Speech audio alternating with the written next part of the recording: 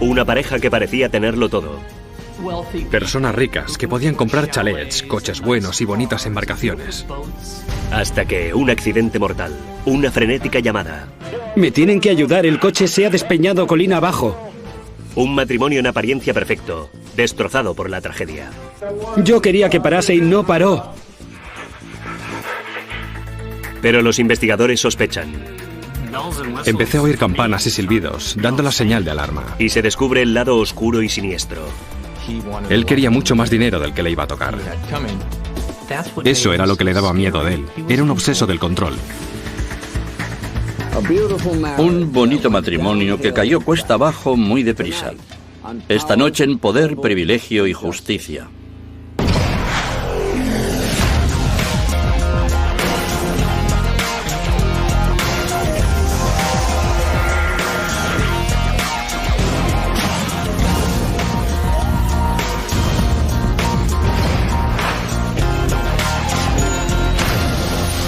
Crímenes imperfectos, ricos y famosos, al borde del precipicio. He tenido un accidente. Señor, ¿dónde está? El cuartel general de la Policía de Carreteras de Nevada en Reno, justo pasada la medianoche del 1 de junio de 1998. Estoy mal. ¡Ayuda! Señor, ¿dónde está? La central recibe una llamada frenética de un hombre que está en la ladera de una montaña. No saben dónde está. He tenido un accidente. Señor, tranquilícese. ¿Dónde está? Señor, necesito que se tranquilice. ¿Dónde está? Estoy en la ladera de la montaña, al borde del precipicio. Mi coche se ha despeñado. Mi esposa está en el coche. Cálmese. Las montañas de Sierra Nevada son verdaderamente espectaculares, pero un desliz al volante en estas estrechas y serpenteantes carreteras y puedes ir a parar al otro mundo. Al parecer, este notorio tramo de carretera se había cobrado ya otra víctima. ¿Qué clase de vehículo es? Una camioneta Ford. He salido despedido. Me estoy deslizando montaña abajo. Intento agarrarme con un brazo. No puedo aguantar más. Me estoy deslizando montaña abajo. Por la pantalla del ordenador, la operadora sabe que llama desde un teléfono móvil, pero no sabe dónde se encuentra exactamente. Por eso intenta concretar su posición. Quiero que respire hondo un par de veces y después me diga dónde está. Mi coche se ha precipitado montaña abajo. Mi mujer está dentro del coche. Se pone a gritar, hablando de él y de su esposa. ¡Rinette! Bien, enviaremos a alguien allí. ¿En qué montaña está? Estoy arriba, en la estación de esquí. Solo podía tratarse de un sitio, y era la estación de esquí Mount Rose. Está a unos 40 kilómetros al sudoeste de Reno.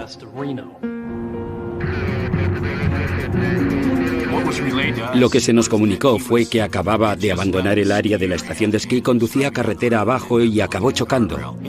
Se tardó alrededor de 20 minutos en el trayecto desde aquí abajo, en Reno, hasta el Monte Rose. Mientras los agentes estatales empiezan a rastrear las carreteras de montaña, la operadora del 911 pide al comunicante más detalles. ¿Cómo te llamas, cariño? Peter. Lo estás haciendo muy bien. Necesito que respires hondo un par de veces y me digas dónde estás. Todos íbamos como moviéndonos en círculos, tratando de encontrarle, mientras nuestro centro de llamadas hablaba con él por teléfono e intentaba conseguir más información. Estábamos cayendo. Yo frenaba y no se paraba. Rinette. Dios mío. Oh, Dios mío, Rinette. Mientras subimos por la montaña, preguntamos a la central si podían oír nuestras sirenas, porque no sabíamos dónde estaba. Quiero que hagas lo siguiente, que me escuches y me digas si oyes las sirenas. Sí, señora. Van a proyectar muchas luces y quiero que me avises cuando veas que se acercan para que podamos encontrarte. Sí, señora. Mientras subíamos, llegamos a una zona desde donde se domina todo el valle y el agente McClellan me llevaba un par de segundos de delantera. Llegué hasta un punto en el que faltaba una buena parte del guardarraíl y avisé por radio diciendo que estaba prácticamente seguro de haber encontrado el lugar. Te están buscando por la carretera y desde el aire. Veo luces. Les oigo desde aquí. Me acerqué al borde, miré hacia abajo y pude oír a alguien que decía: «Estoy aquí abajo». Después bajé hasta donde estaba él. Creo que cuando le encontré estaba a unos 25 metros o más de donde estaba yo y yacía en el suelo boca abajo. Estaba echado, con la cabeza junto al teléfono. Hablaba por teléfono cuando yo llegué. En cuestión de minutos, el agente Schilling llega al escenario. Y una de las cosas que me pareció rara fue que había una gorra de béisbol en el suelo prácticamente donde la valla se había roto. En la gorra ponía Incline. Al principio no le presté mucha atención, pero al desplazarme estuve a punto de pisarla. Y el agente McClellan me gritó que había encontrado a una persona, que le había dicho que en el vehículo había otra persona y que estaba unos cientos de metros más abajo, y yo también inicié el descenso ladera abajo. Mi mujer está en la ladera, aún sigue en el coche, no sé dónde ha ido a parar. Muy bien, dígales que va a aguantar. De acuerdo, estoy aguantando. Adelante, Peter, adelante. Teníamos en ruta un helicóptero al que llamamos helicóptero vuelo por la vida, por la gravedad del accidente. También había otro personal de emergencias en camino hacia la montaña. Mientras esperan esa ayuda, intentan evaluar las lesiones de Peter. Básicamente, lo que declaró fue que se había dañado la espalda y las piernas y no se podía mover. Yo no vi ninguna hemorragia. No le sangraba la cara, ni los brazos, ni las piernas, y no parecía que tuviera las piernas dobladas en un ángulo extraño. Tenía algo de tierra encima, pero estaba prácticamente limitada a la parte trasera de los pantalones. En realidad no estaba ni despeinado. Los equipos de rescate y los refuerzos policiales llegan al tramo de carretera de arriba. Mi siguiente paso tenía que ser bajar hasta aquel vehículo y averiguar quién estaba dentro y su estado. Lo que hice fue seguir el rastro de los residuos, de los fragmentos que se desprendieron de la camioneta. Schilling y McClellan encontraron el vehículo unos 200 metros montaña abajo. Estaba tan destrozado que resultaba muy difícil determinar qué parte del vehículo era la anterior y cuál la posterior. Estaba volcado, con la parte frontal mirando hacia lo alto de la colina. Al final abrí la puerta por la fuerza y pude ver a la pasajera que había dentro y no se movía nada. Saqué el brazo de la mujer del vehículo hasta donde pudiera tomarle el pulso. En el brazo no noté nada. Lo probé en la carótida y no había pulso. La víctima es Rinette Riela Berna y el superviviente es su marido Peter. Son de Incline Village, un opulento enclave a orillas del lago Tahoe, a escasos kilómetros de distancia. El agente Schilling volvió a subir para empezar a coordinar la operación de recuperar el cuerpo y retirar el vehículo.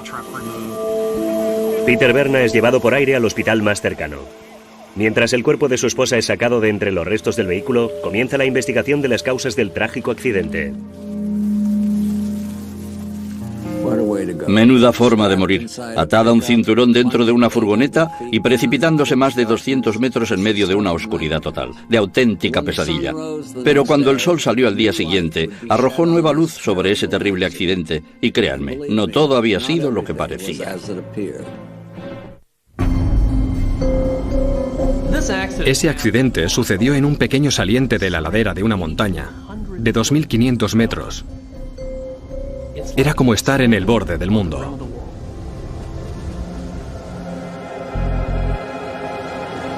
Horas después de haber rescatado a Peter Berna de la ladera de una montaña próxima a Reno, Nevada, los bomberos han logrado por fin sacar el cuerpo de su esposa, Rinette, de entre los restos del vehículo. Al final llamamos al forense para que acudiera. Conseguimos meterla en una bolsa y colocarla en una camilla para subirla por la ladera. Y empezamos a despejar el escenario y a evaluarlo, a tomar fotografías y a poner en marcha nuestra investigación. Encuentran 3 bidones de gasolina vacíos entre los restos del vehículo y el lugar donde fue hallado Peter.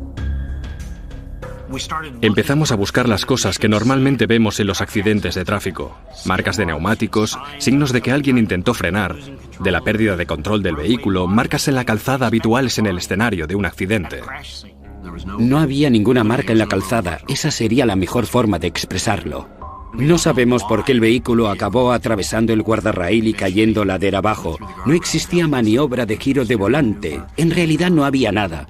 Así que en aquel momento, a falta de poder hablar con el caballero que había sido evacuado al hospital, se planteaban muchas preguntas que había que contestar. No tenía sentido. Teníamos un boquete en el pesado guardarraíl y parecía que lo había atravesado de frente, sin que hubiera nada que indicase ningún tipo de accidente o fuerza que hubiera empujado al coche en esa dirección. Mientras continúan peinando la zona en busca de pistas, llega un visitante inesperado. Llevábamos un par de horas trabajando y un vehículo se detuvo en el escenario. Y el pasajero era Peter, que escasas horas antes estaba incapacitado, incluso hasta paralizado, sin poder mover las piernas cuando estaba en la ladera. Resultó sorprendente. Volví a estar en el escenario. Después de haberme dicho que creía que tenía las piernas rotas o la espalda rota, resultaba que estaba bien. Milagrosamente, Peter sobrevivió al accidente apenas con un rasguño. Tiene una pequeña fractura menor en uno de sus tobillos. Y yo empecé a oír campanas y silbidos dando la voz de alarma. Presionan a Berna para que facilite más detalles sobre la noche anterior.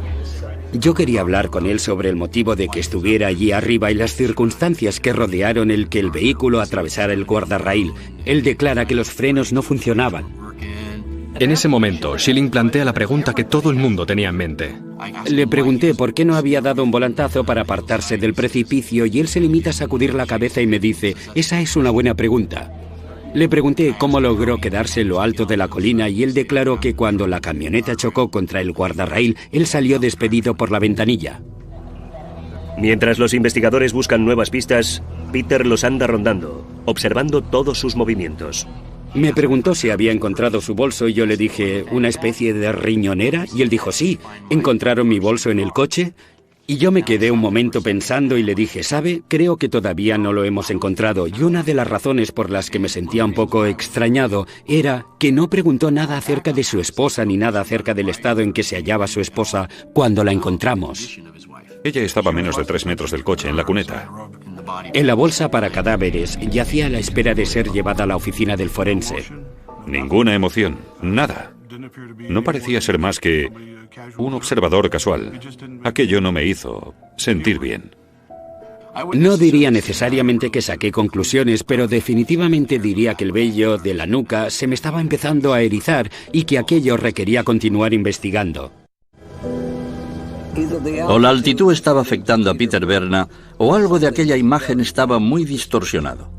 La búsqueda de la verdad por parte de los investigadores estaba a punto de llevarles por un camino tan tortuoso y peligroso como la misma carretera del Monte Rose. En los días posteriores al accidente que arrebató la vida a Rinette Berna, los investigadores tuvieron varias entrevistas con su marido Peter, tratando de reconstruir el accidente. No sé cómo salí de la camioneta. ¿Recuerda cómo? No sé si abrí la puerta. Cuanto más interroga a Peter, menos segura está la policía de su historia. Allí arriba ocurrieron cosas que se me tienen que contar y que todavía no se me han contado y solo me las puede contar usted. Lo entiendo. Porque usted es el único que queda vivo para contarlo. Lo entiendo totalmente. Una muerte sospechosa con un solo testigo. Para llegar al fondo de ese supuesto accidente, los policías tendrían que estudiar más detenidamente la vida de los Berna a orillas del lago Tahoe. Incline Village, donde vivía Peter Berna, era una comunidad de montaña de clase media alta y clase alta. Personas ricas que podían comprar chalets, coches buenos y bonitas embarcaciones. Peter Berna era tasador de arte de Butterfield y Butterfield. Y conocía su trabajo, se le daba bien lo que hacía. Peter era el hijo adoptivo de Pat y Louise Berna, un renombrado y muy exitoso fiscal de distrito. El joven Peter no había nacido con cuchara de plata, pero cuando agarró una, ya no pudo soltarla. Peter era de los que se preciaba de tener los mejores vinos, las mejores obras de arte y las mejores antigüedades. Todo tenía su valor, ¿sabe? Muchas antigüedades. Tenía una buena colección y tenía una bodega muy bonita. Quería tener un vino que costaba $100 la botella, y no porque él lo bebiera o lo apreciara, solo quería poder decir a la gente que lo tenía. En el momento del accidente, Rinette y Peter llevaban 10 años casados. Rinette era farmacéutica diplomada. Fue durante un año la presidenta de la Sociedad Farmacéutica de Nevada y disfrutaba con su trabajo. Era muy buena farmacéutica. Era la hermana que todo el mundo desea. Quiero decir que era cariñosa y siempre se acordaba de tu cumpleaños, de tu aniversario de boda y de todas las fechas importantes. ¿Es un árbol? Es un árbol. Dile lo que me has dicho a mí, que es muy antiguo. Es muy antiguo. Es muy antiguo, John. Es una pieza preciosa para una persona única. Era sencillamente una gran persona. Hola, Peter. Hola.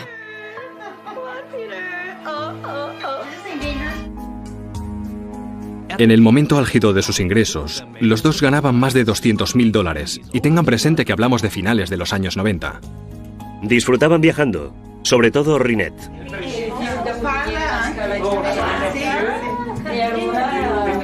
Chao. Para ella, el lugar más emocionante era un aeropuerto, porque o venía de alguna parte o partía hacia alguna parte. Le encantaba viajar, siempre le gustó mucho viajar. Lo más interesante fue que Rinette hizo de ello una profesión. Decidió que quería empezar a trabajar como guía turística. Rinette llevó a cabo un drástico cambio profesional. En un día, y fue literalmente en un día, decidió que no quería seguir siendo farmacéutica y que quería ser guía turística. La noche en que murió, Rinette acababa de regresar de un circuito de 6 semanas por Italia. Me reuní con ella en la puerta, me acerqué a ella y le di un gran beso y un abrazo. El relato de Berna sobre la conversación que mantuvieron en el regreso a casa despierta aún más inquietud. Una de las primeras cosas que dice Berna es que se siente muy solo porque su esposa está siempre ausente y que es muy infeliz a causa de todos sus viajes. Tú te lo pasas en grande y puede que forme parte de tu trabajo, pero yo estoy en casa y estoy solo y no me gusta. No tenemos hijos, ¿sabe? De lo único que quiere hablar es de los problemas en su matrimonio y de lo irritado y molesto que se sentía con esa mujer. Quiero una esposa que esté en casa conmigo. Eso es importante para mí. Tenía una lista de cosas de las que quería hablar con su mujer. La noche del accidente, se encontró en su bolsillo un papel que él había titulado Acuerdo para mejorar nuestro matrimonio. Se trataba básicamente de una lista de objetivos, un contrato, por así decirlo. Y en él enumera todas las cosas que él quiere conseguir: pagar mejor sus facturas, querer a otras personas y hacer el amor más a menudo. Berna entonces sugiere que den un romántico rodeo. Le dije, subamos a nuestro sitio favorito, que es allí arriba. Berna relata a Belron que subieron por esa serpenteante carretera hasta llegar a lo alto de la montaña y allí aparcaron en un camino sin salida de la estación de esquí. Berna dice a Belron que Slime Mountain es el lugar perfecto para discutir su lista de deseos conyugales con Rinette. La idea que tenía en la mente era que era un sitio tranquilo, romántico, bonito. A ella le gustaba subir allí a contemplar las luces. Berna dice que fue allí donde presentó su alegato. Le dije, detesto estar en casa solo. Quiero que tú estés en casa conmigo.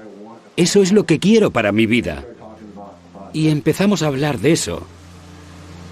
Ella lo entendió totalmente. El resultado final fue que me dijo directamente, si quieres que me quede en casa, me quedaré en casa y no viajaré. Entonces Peter plantea otra sugerencia. Bajemos hasta el sitio desde el que se ve Reno.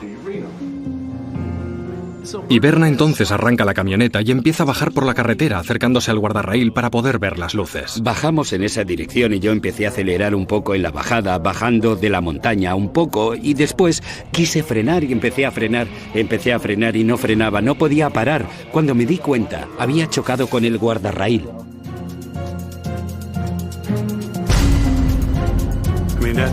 Pero eso no tiene sentido. Cuando ves que te vas y que los frenos no están funcionando para alejarte de esa zona. No sé por qué no dio un cuarto de vuelta al volante. Un simple cuarto de vuelta te apartaría del borde. En cambio, parecía que la camioneta hubiera atravesado de frente el guardarraíl. Y ese no es el único problema que tiene la historia de Berna. Cuando Berna cuenta a los inspectores que ese es uno de los lugares predilectos de él y de su esposa para contemplar las luces, después casi inmediatamente se contradice. He estado allí con ella otras veces, no había estado nunca con ella. Voy allí continuamente, no voy nunca allí. Berna dice que mientras bajaba rodando por la colina, intentaba divisar su camioneta o un fuego. ¿Qué fuego? ¿Por qué buscaba un fuego? Esa fue una de las primeras cosas que dijo que me pusieron sobre aviso, por así decirlo. Preguntan por los 3 bidones de gasolina del rastro de residuos del vehículo. A los 3 les faltaba el tapón. Había mucha gasolina y aceite prácticamente por toda la ladera de la colina. Los investigadores determinan que la gasolina procedía de los bidones abiertos de la camioneta de Berna. ¿Por qué colocaría alguien bidones de carburante en la parte trasera de su camioneta llenos hasta arriba y con agujeros por los que el carburante podía escapar fácilmente? Dijo que llevaba 50 litros adicionales de gasolina porque iba de viaje a Las Vegas, a una exhibición de joyas, y no quería parar en Las Vegas para repostar. A esas alturas de la entrevista, uno de los inspectores decide lanzar una pelota con efecto a Peter Berna y le dice que allí arriba había otra persona que lo había oído todo. El inspector dice a Berna que él y Rynette no eran los únicos que estaban en Slide Mountain aquella noche.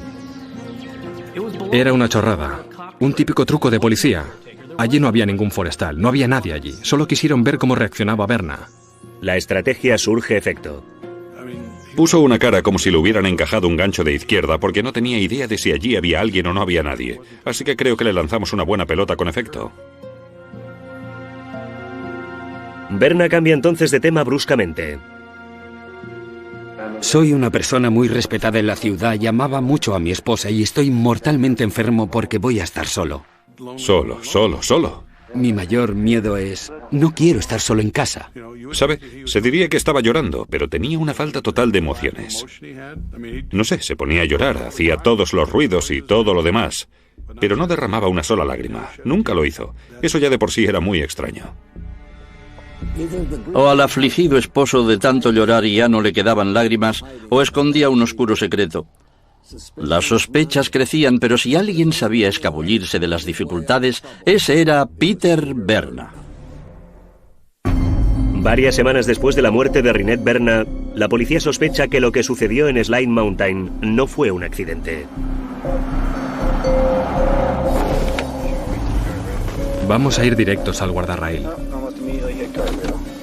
Sí, casi de inmediato se choca contra el guardarraíl. Los inspectores estudian más a fondo el matrimonio de los Berna. Lo que más empezó a inquietarme fue el hecho de que a medida que pasaba el tiempo, él iba tratando peor a mi hermana, delante de la gente. No hacía nada a nivel físico, pero la rebajaba, la despreciaba. Puede que Peter se considerara lo mejorcito de Tahoe, pero para su familia política era un cretino pretencioso y pagado de sí mismo. Unas navidades abandonó como una furia la mesa de la cena maldiciendo porque Rynette había puesto el queso equivocado en la pasta. Claramente, ese no era un matrimonio idílico. Tenía la impresión de que ella no era feliz viviendo allí con su marido. Y además oía que la frecuencia de las discusiones entre Rynette y Peter iba en aumento. Una vez vio a Rynette saliendo de la casa y a Peter con un lanzanieves arrojando nieve encima de su esposa. Peter iba con el lanzanieves detrás de ella y le disparaba torrentes de nieve en la cara y en el cuerpo. La estaba atacando con el lanzanieves. Rynette siempre estaba inventando excusas para él. Mi hermana no estaba dispuesta, a falta de un modo mejor de definirlo, a admitir la derrota en su matrimonio. La solución de Rynette fue dejar su empleo como farmacéutica y convertirse en guía turística a jornada completa. Buscó una forma de estar ausente una parte del año. Creo que viajar le proporcionaba un alivio temporal de los problemas que tenían.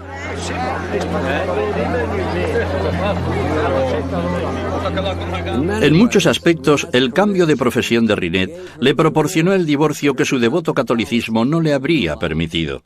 Pero lo único que preocupaba a Peter era el resultado. Peter no reaccionó bien ante el cambio de carrera profesional de Rynette. Primero, no le gustó la reducción de los ingresos. Le gustaba el dinero. Le gustaba su estilo de vida, quería un tren de vida mejor. Pero el problema era que Rynette estaba ganando mucho menos dinero. Quería una casa en el lago con vistas. Las casas donde él realmente quería vivir estaban abajo, en la orilla, frente al lago. Donde él vivía era un poco más arriba, en la colina. Eran casas también muy bonitas, pero no eran las casas de la élite. El afortunado Peter. El accidente le valió los $250.000 del seguro de vida. Su casa de ensueño por fin estaba al alcance. Había también un plus de $200.000 por muerte accidental. Por lo tanto, la muerte de Rynette, solo en términos de póliza, era equivalente a casi $500.000. Berna recibió su pago a los pocos meses de la muerte de Rynette y no perdió tiempo a la hora de gastarlo. Un coche nuevo. Creo que un coche nuevo para su secretaria. Una camioneta, viajes, una colección de vinos. Una de las adquisiciones más extrañas de Peter fue una nueva Ford F-150 para sustituir a la que había precipitado a Rinette barranco abajo. La lealtad a una marca es una cosa, pero esa fue una jugada atroz. Eso fue algo que me dejó de piedra. Si acabara de perder a mi cónyuge en un coche, desde luego no me daría la vuelta y me compraría el mismo modelo. Y él lo hizo. Y el pago de la póliza no fue el único modo que tuvo Berna de sacar partido del fallecimiento de su esposa. Además de la póliza de vida, a Rinette le habría tocado heredar tierras familiares de sus hermanos. La parte que correspondía a Rinette de la propiedad de la familia en el centro de California estaba valorada en unos $250,000. Y se veía con más dinero del que ya tenía. Peter no hizo más que presionar y presionar. Quería ese dinero. Me informó de que había perdido los ingresos de mi hermana para los próximos 10 años y necesitaba obtener de nosotros todo el dinero posible. Esa es la sensación de desdicha más grande del mundo. Y además, las alternativas eran o pagarle a ese hombre o aceptarle como socio. Y decidimos pagarle. Fue una de las cosas más difíciles que he hecho. Los hermanos Riela acabaron extendiendo a Peter Berna un cheque por $275,000. La familia de Rinette consideraba que los $275,000 que dieron a Peter Berna eran dinero de sangre. Piensas que ese hombre ha matado a tu hermana y encima tienes que hacer negocios con él. Jamás lo olvidaré hasta el día que me muera. Fue el momento en que lo supe con certeza. Hola, Peter. Hola, Peter. Oh, oh. En aquel momento supe que había matado a mi hermana.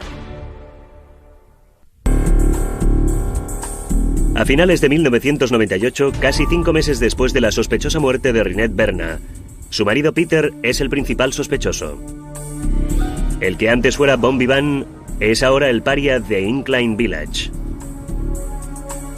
La gente empezaba a ver a Peter como alguien capaz de matar a su propia esposa y tratar de encubrirlo.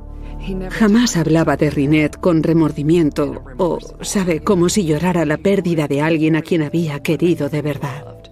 Teníamos a un hombre que no solo estaba implicado en aquel desagradable accidente que iba dándole publicidad negativa en la población, sino que además no estaba afligido, no lloraba su pérdida. Mucha gente en el pueblo le llamaba el OJ de Incline.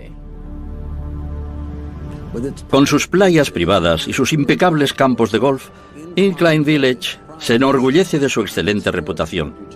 Una reputación que el sospechoso de asesinato de pobladas cejas había empezado a manchar.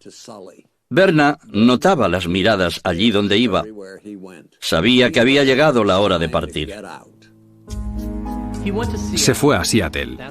Allí había ido a la universidad y se llevó su pequeño negocio de tasador consigo a Seattle. Berna comienza una nueva vida con una nueva novia.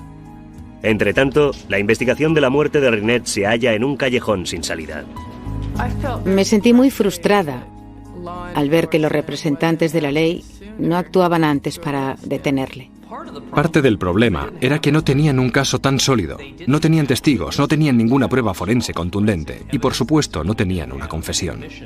No voy a admitir nada, no he hecho nada malo, no he hecho nada malo. Pero los investigadores no se han rendido. Estamos empezando a recopilar información sobre él para decir, este es el Peter Berna que la gente conoce y este es el Peter Berna que la gente no conoce. Reexaminan sus entrevistas y aún surgen más contradicciones. Conduzco continuamente, soy buen conductor, no sé por qué no se paraba. Yo quería que parase y no paró. No paró, no paró. En esas entrevistas, Peter es el peor enemigo de sí mismo. Sobre todo cuando empieza a defender su matrimonio. Lo dijo más de una vez y de varias maneras. No la engaño, no voy a bares, no la engaño, no voy a bares. No salgo para tratar de conocer a otras mujeres. Soy un hombre de familia, no la engaño, pero desde luego lo intenta. Los investigadores descubren que a Peter ya se le iban los ojos antes de la muerte de su esposa. A mí me daba repelús. Venía y se quedaba plantado al final de su camino de acceso y nos observaba a mis amigas y a mí cuando estábamos en el jacuzzi. Y era incómodo para nosotras. Esas no fueron las únicas ocasiones en las que Cindy notó que Peter estaba al acecho. Vino a mi casa y me dijo: tu marido pasa mucho tiempo fuera. No sabía si quería matarme o... La verdad, el tono era como de flirteo, pero también sonaba amenazante. Los inspectores tienen noticia del comportamiento de Peter en una fiesta la noche antes de morir Rinette. Dijo que su mujer estaba en Europa. Dijo que volvía al día siguiente y que había estado fuera 6 semanas. Berna intentó ligar con una de las amigas de Judy. Ella se sentía incómoda. Me dijo: oye, aparta a ese tío de mí porque no me quita las manos de encima, no quiere dejarme en paz. Berna persistía. Se ofreció a llevarla a casa o a que ella se quedara en su casa. Ella le dijo que no. Después del accidente, los investigadores descubrieron que Peter ya intentaba reavivar su vida amorosa, que incluso ya había empezado antes, echándole los tejos a una banquera rubia que había conocido por su trabajo. Empezó a llevar mujeres a su casa muy poco después. Desde luego, a los pocos meses de la muerte de Rinette. A una mujer la invitó a su jacuzzi. Me rodeó con el brazo y yo intenté apartarme. Y él me acercó aún más a él y alargó el brazo hasta mi pecho izquierdo. Y en ese momento me entró el pánico y le dije: he de volver a casa. Yo estaba aterrada. Cuando me agarró pensé que aquello no se iba a acabar. Y tenía una expresión perversa en la cara que me dio un miedo mortal. Di gracias al buen Dios por haber logrado salir de allí. Eso hizo que la policía sospechara mucho más, porque no actuaba como un hombre que lloraba la pérdida de su esposa. Se estaba comportando como un ligón escasas semanas después. Pero lascivia y mal gusto no necesariamente equivalen a asesinato. Desesperados por obtener más pruebas, los investigadores reexaminan las pruebas del escenario del crimen. No paramos y yo piso los frenos. Desguazaron la camioneta, la desmontaron entera y no encontraron nada. El mecánico que examina la camioneta no encuentra nada anormal en los frenos. Revisando los archivos del caso, encuentran una pista que se había pasado por alto. La gorra de Berna, que había ido a parar al asfalto justo frente al punto en el que la camioneta había atravesado el guardarraíl. No recuerdo si abrí la puerta o si salí por la ventanilla. No tengo ni idea. Pero esa declaración suscita una pregunta obvia entre los investigadores.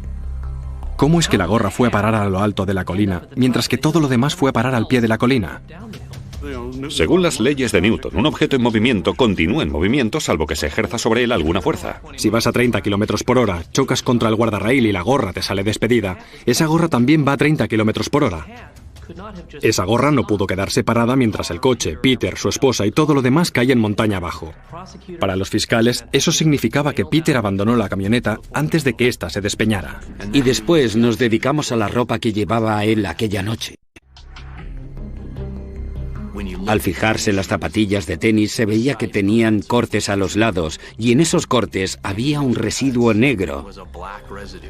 Yo dije: eso es asfalto, ¡asfalto! Las zapatillas son enviadas a un laboratorio para que se analice el residuo. Resultó ser asfalto, muy parecido al asfalto de la carretera que descendía de aquella colina. Esa fue una parte tremendamente importante porque era imposible que se mancharan las zapatillas con ese asfalto si había sido proyectado montaña abajo. La policía dedujo que había saltado de la camioneta, se había rozado con el asfalto, se había hecho daño en el pie y la camioneta había caído colina abajo sin él. Las zapatillas resultaron ser la pieza que faltaba. Los fiscales consideraron que tenían pruebas suficientes para imputar a Peter Berna. Había como 2 pilares. La declaración de Peter, llena de arrogancia, afirmaciones paternalistas, explicaciones inverosímiles y todas las pruebas circunstanciales. Las 2 cosas dieron origen a un caso sólido.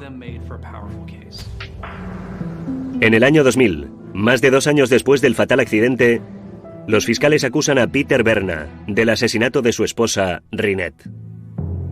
Le dije, hola, ¿se acuerda de mí? Y él me dijo, sí, me acuerdo, sé a qué ha venido. Y lo pusimos bajo arresto. La historia de Peter Berna desafiaba las leyes de la física y las leyes de Nevada. Parecía que el baile había terminado, pero el hijo de fiscal de distrito sabía una o dos cosas sobre cómo influir en un jurado y no estaba dispuesto a rendirse sin plantar cara. En mayo de 2002, 4 años después del accidente, a Peter Berna le toca afrontar las consecuencias en una sala de justicia de Reno, Nevada. El Estado ha reunido una montaña de pruebas contra el acusado, pero todas ellas son circunstanciales. Dijo, me desperté y busqué un fuego. Porque eso era lo que esperaba que hubiese ocurrido, señores. Esperaba que estos bidones de gasolina, derramándose, hubieran explotado e incendiado el coche.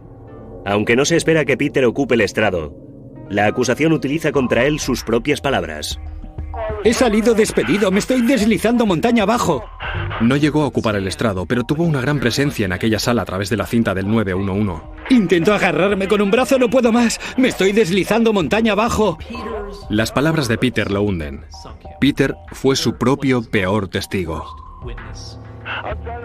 Intento agarrarme con un brazo, no puedo más. Me estoy deslizando montaña abajo.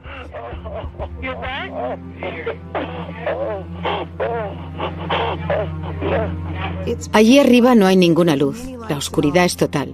Te deslizas barranco abajo, no puedes ver hacia dónde vas. ¿Cómo vas a sacar un teléfono de tu bolsillo mientras caes para tratar de salvar tu vida? Las buenas habilidades motoras que necesitas para marcar un número de teléfono, me da igual que sea el 911. Igualmente tienes que... Mientras estás cayendo, tropezando, dando vueltas, ¿puedes hacerlo? ¿Cómo pudo sostener el teléfono móvil? Parecía imposible. Fue una farsa.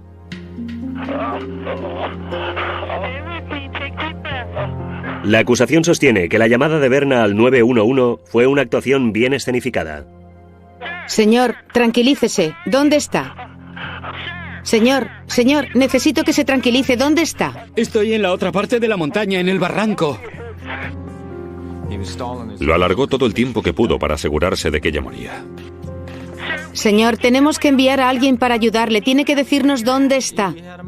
Los tuvo 15 o 20 minutos dando vueltas, intentando encontrarle. Sabía dónde estaba, sabía perfectamente dónde estaba. Vive allí. Quiero que respire hondo un par de veces y me diga dónde está. Mi coche se ha despeñado, mi esposa está en el coche. No se haría eso ni a un animal. Y él se lo hizo a mi hermana. Para muchas personas que seguían el caso, Peter Berna era tan culpable como el pecado. Pero con su afligida expresión y su traje a rayas de color carbón, trató de ofrecer una imagen respetable y digna de compasión. Lo único que le hacía falta era que un miembro del jurado se tragara el numerito. Creo que el mayor problema de la defensa fue que planteó una defensa lo más minuciosa posible. Trataron de explicar en detalle el accidente de coche. La defensa gasta miles de dólares en modelos por ordenador en 3 dimensiones, pero para muchos de los que ocupan la tribuna no es más que mucho ruido y pocas nueces. No tenía ningún sentido. Tendría que haber girado bruscamente hacia la derecha, haber acelerado, haber atravesado el guardarraíl y después haber saltado del coche o que algo lo hubiera hecho saltar. Cuando trajeron a los 3 expertos para reconstruir la supuesta expulsión de Peter Berna del coche, aquello no tuvo sentido para nadie de los que había en la sala. Ni ramas, ni palitos, ni hojas, y muy poca tierra. Eso fue lo que advirtió esa gente en una persona que supuestamente había salido despedida por la ventanilla y que había rodado descontroladamente colina abajo. Los fiscales alegan que cada movimiento que Berna realizó aquella noche había sido cuidadosamente planeado. Tenía toda la intención de recoger a su esposa en el aeropuerto, llevarla hasta la ladera de la colina y escenificar aquel hecho para que pareciera un accidente y matar así a su mujer. Aducen que Berna saltó de la camioneta cuando ésta se precipitaba hacia el guardarraíl, con Rinette atrapada dentro. Espero que estuviera dormida, desmayada o inconsciente o algo así. pero no me gusta ir allí. Que hiciera algo encima de lo que ya hizo. Pensar que hizo algo más es demasiado. Allí arriba pudieron pasar toda clase de cosas, y solo había 2 personas en esa montaña, y una está muerta. Solo una lo sabe. Tras 8 semanas de testimonios y 2 días de deliberaciones, el jurado está listo para emitir su veredicto. Nosotros, el jurado en el asunto de referencia, declaramos al acusado Peter Matthew Berna culpable de asesinato. Y para describirlo fue como... La gente dice que es como si te quitaran un gran peso de encima del pecho. Yo lo sentí físicamente. Jamás en mi vida había sentido nada semejante. Aquel otoño, Berna vuelve a comparecer para oír la sentencia. Por la presente se condena a Peter Matthew Berna a cadena perpetua con posibilidad de libertad condicional. La concesión de la libertad se empezará cuando se haya cumplido un mínimo de 20 años de condena. No creo que sienta remordimientos. Creo que se ha convencido a sí mismo de que no ha hecho nada. Todas las situaciones que te imaginas con tu hermana, los buenos, los malos momentos, siempre acaban con su muerte, siempre acaban con lo que sucedió allí, el 1 de junio. Todos los 1 de junio llevo flores a ese lugar. No lo hago por nadie más, y es que creo que ella se lo merece. Era un obseso del control. Y eso era lo que daba miedo de él. Lo que hubo detrás de todo aquello. No fue amor, ni siquiera ira. Fue control. En la superficie era solo un tipo amable. Hola, Peter. El amigo, el vecino, el canguro de tus hijos. Pero debajo de todo eso había un insensible asesino.